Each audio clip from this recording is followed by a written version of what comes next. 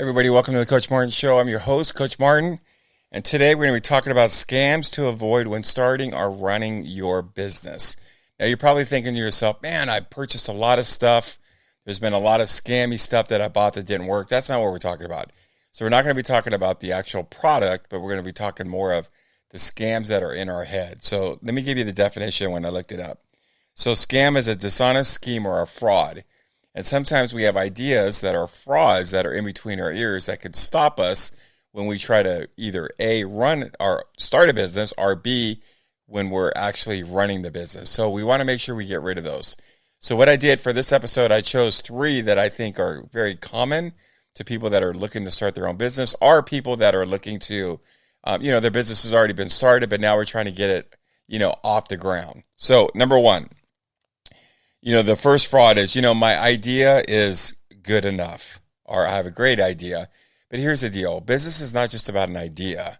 A lot of times we think, oh man, I got this great idea. It's more than that. Ideas are a dime a dozen. They really are. So it's not about the idea. A business is about solving a problem.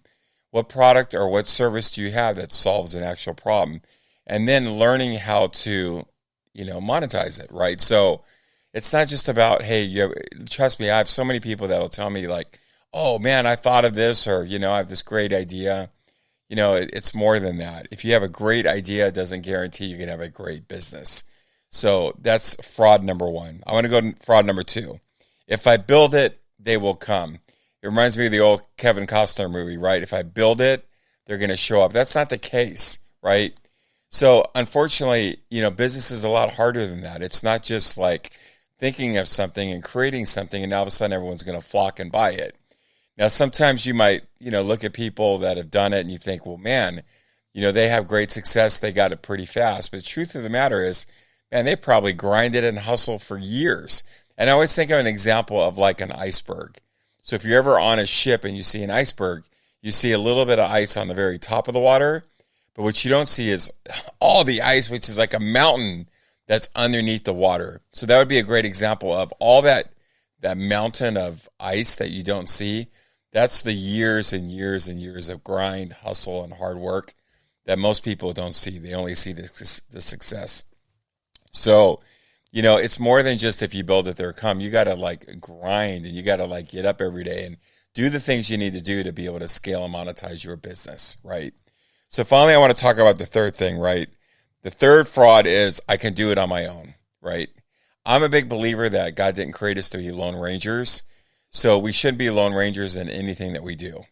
And I'm going to give you an example on this case. So one of the businesses we have is, we deal with, men and women that come in and they, they want to have a business in the recruiting space. So we go in there, we build their business, give them tools. We bring them in our training. We white label our software. We do all this stuff. So we really give them an overnight business. Now, I really shouldn't say overnight. It usually takes about a week. But for the most part, I'm going to just call it an overnight business, right? But here's the deal.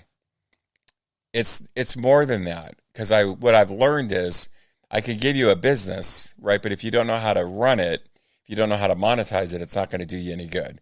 It's like a car. I could give you a car, but if you can't drive it, you're not going to go very far. So what I learned in this scenario was I had to literally set up training where I help them grow. And the premise is if we can get you better, right, at business, you'll be better in your business.